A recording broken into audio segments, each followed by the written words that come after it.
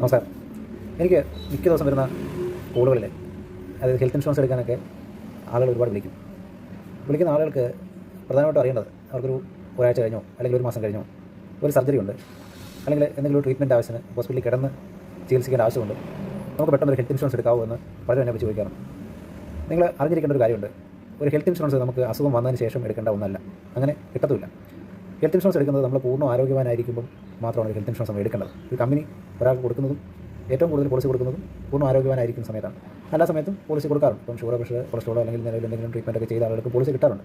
അത് കണ്ടീഷനോടാണ് പോളിസി കിട്ടുന്നത്. ഇപ്പം ഷുഗറുള്ള ആൾക്ക് പോളിസി കൊടുക്കുകയാണെങ്കിൽ ആ പോളിസി ചിലപ്പം 2 വർഷത്തിന് അല്ലെങ്കിൽ 3 വർഷത്തേന് അതിനെ കവർ ചെയ്യുകയില്ല, അതുമായിട്ട് ബന്ധപ്പെട്ടുള്ള അസുഖങ്ങൾ കവർ ചെയ്യത്തില്ല എന്നുള്ള കണ്ടീഷനിലാണ് കൊടുക്കുന്നത്.